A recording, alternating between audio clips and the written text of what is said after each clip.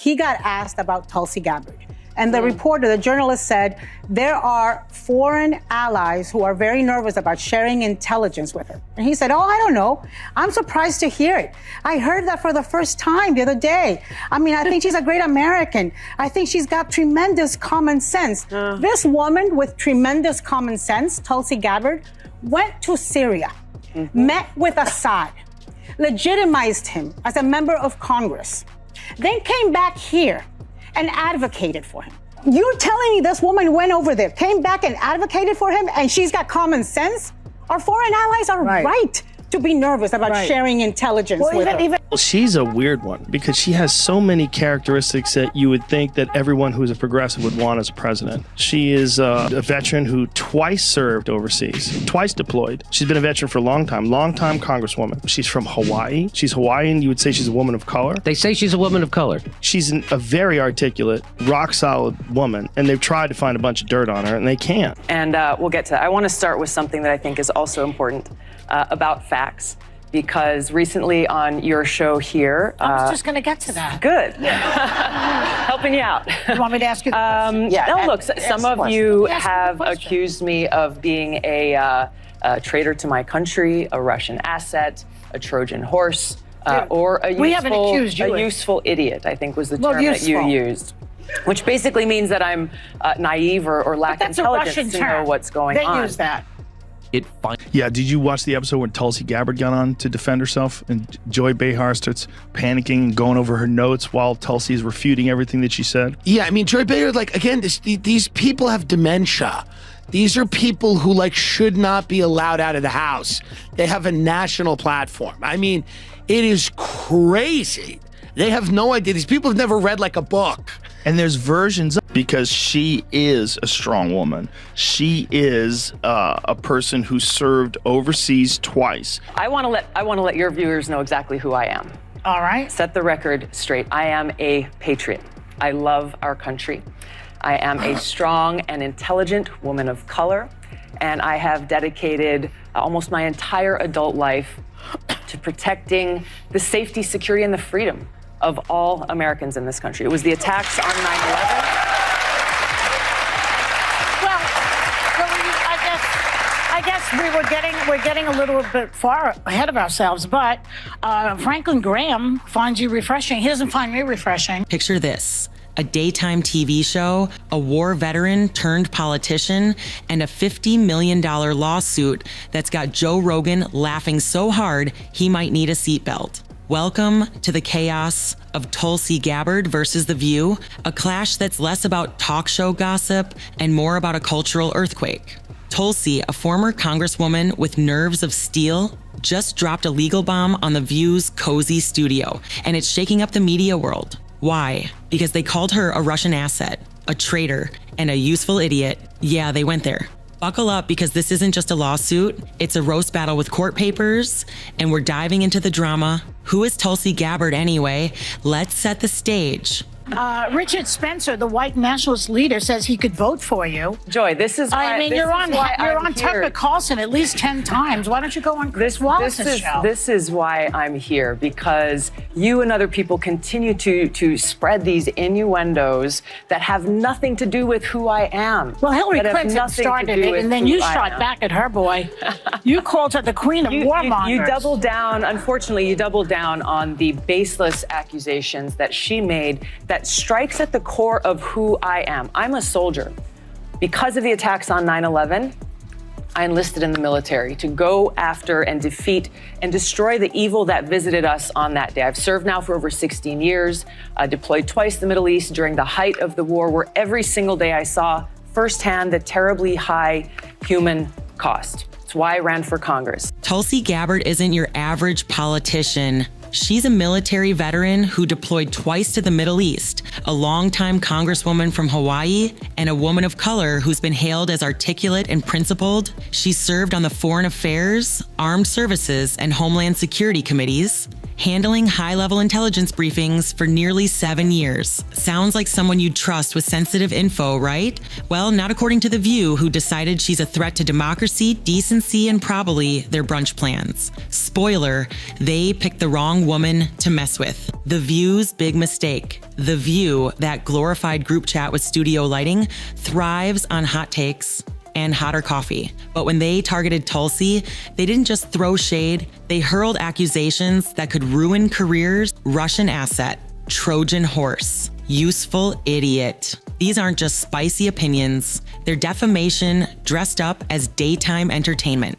The hosts, armed with notes they barely skimmed, painted Tulsi as a national security risk, all while mispronouncing policy terms and interrupting each other. It's like watching a book club discuss geopolitics after skimming the Cliff's Notes. And Tulsi, she wasn't having it. The lawsuit heard, round the world enter the $50 million legal monster. Tulsi didn't clap back with a viral tweet or a TikTok rant. She went full adult, filing a lawsuit that turned The View's soapbox into a witness stand. She might not, because she's also a Russian asset. So really? I mean, this is outrageous. This is outrageous and offensive on so many levels.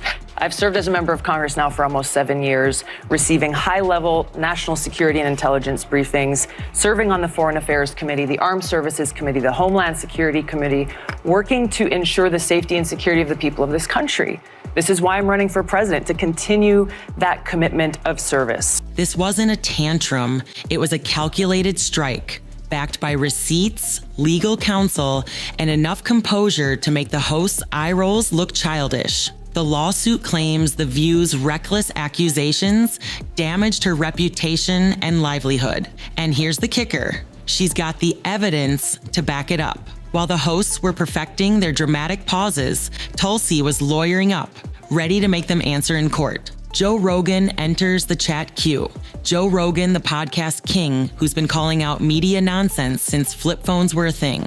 When he heard about Tulsi's lawsuit, he didn't just cheer, he practically popped champagne. Rogan's been poking holes in mainstream media for years, and The View, it's his Mount Everest of intellectual chaos. He roasted the hosts with the subtlety of a sledgehammer, calling their show a rabies-infested henhouse where facts are optional and volume equals victory. Saw you on The View. Yeah. Yeah, so that's been overwhelming my past couple days. So I just went in there, did my thing.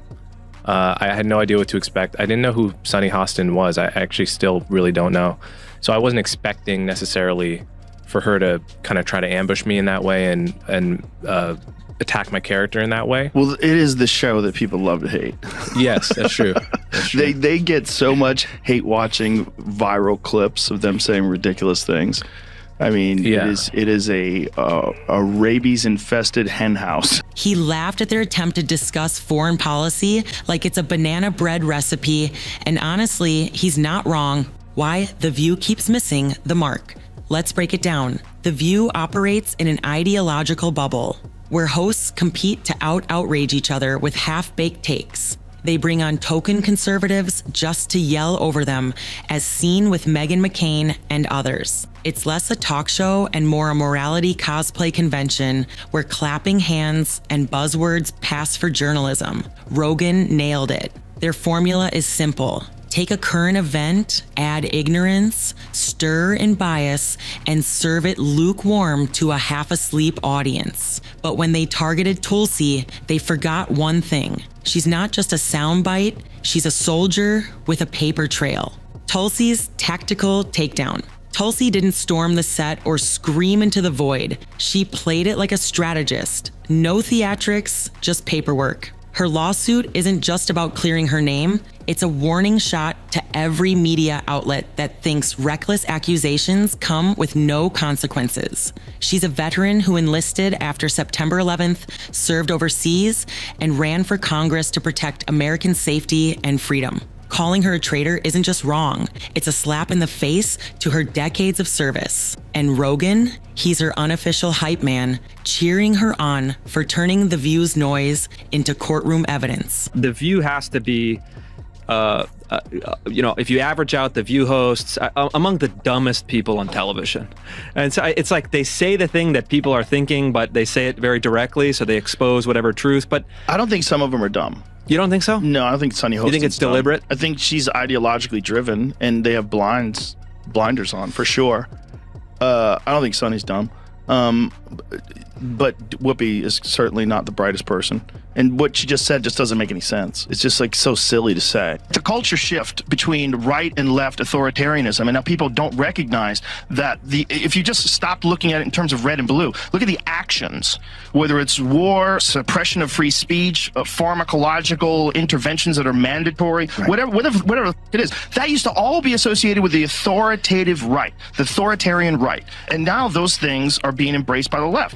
And I just think it's just an ideology thing. And I think we get confused and we think we're on the right side. We're on the right side. And if it's our side that's saying this, for sure that's the right thing to do. And no one's critically thinking about it. A cultural Rorschach test unfolds. This lawsuit isn't just a legal spat. It's a cultural Rorschach test that's splitting opinions like a lightning bolt. Do you see a fearless woman standing up to media bullying, or a thin-skinned ex-politician chasing a payday? For Rogan and a stadium-sized army of supporters, probably enough to crash a subreddit, it's absolutely the former. The View didn't just gossip about a bad outfit or a celebrity breakup.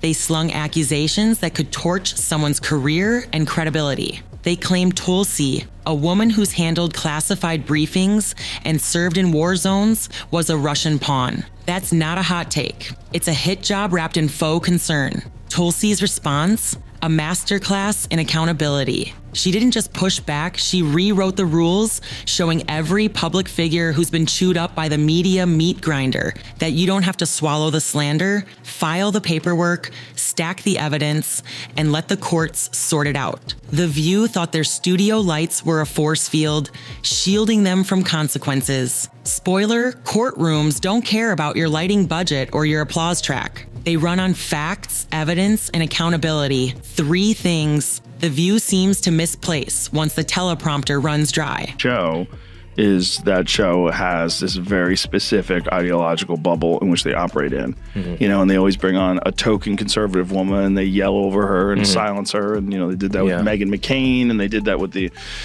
what is that other blonde woman from Survivor? Do you remember her, Jamie? She was always yelling. I mean, it's a bizarre show. This lawsuit is a wake-up call, not just for The View, but for every media platform that thinks saying it loudly equals saying it right. Tulsi's move is a beacon for anyone who's been smeared by a talk show's reckless mic, proving that words have weight, and that weight can come with a $50 million price tag. The fallout frenzy and Rogan's popcorn fiesta. The fallout from this lawsuit is like a wildfire in a popcorn factory, chaotic, explosive, and impossible to ignore. Media insiders are clutching their pearls so tightly they might need a chiropractor. Legal teams are probably locked in a conference room, binge watching old episodes of The View like it's a crime scene investigation, auditing every oops moment where a host tossed out a wild claim without a shred of evidence. The View's probably wishing they'd hired a fact checker instead of a wardrobe stylist, or maybe a basic civics tutor to remind them that defamation isn't just a spicy segment, it's a legal liability. Joe Rogan, he's kicking back with metaphorical champagne, watching the chaos unfold like it's his favorite Netflix special. He's not just mocking the hosts, he's dissecting their entire business model. A machine that churns out outrage as entertainment, peddles fact-free speculation as courage, and treats clapbacks like they're peer-reviewed research. Rogan's been saying it for years. Shows like The View are a masterclass in intellectual decay, pretending to shape national discourse while barely navigating a topic without tripping over their own buzzwords. He's joked they might need a lawyer who doesn't get their legal updates from Instagram Reels, or maybe someone who's actually read a policy brief instead of skimming Twitter for talking points. This lawsuit could force every talk show to rethink how they wield their glitter-dusted microphones, because when you call a decorated veteran a traitor on national TV, you're not just playing to the audience, you're playing with fire. The View's scrambling and Rogan's loving every second, probably prepping a podcast episode titled Why Screaming on Daytime TV Isn't a Legal Defense. The broader ripple effect. Worried about losing your job, and you're worried about podcasts taking over, and who's the source of news, and we said Donald Trump was Hitler, but half the country disagreed with us, and he won, and this is and Joe Rogan believes in dragon.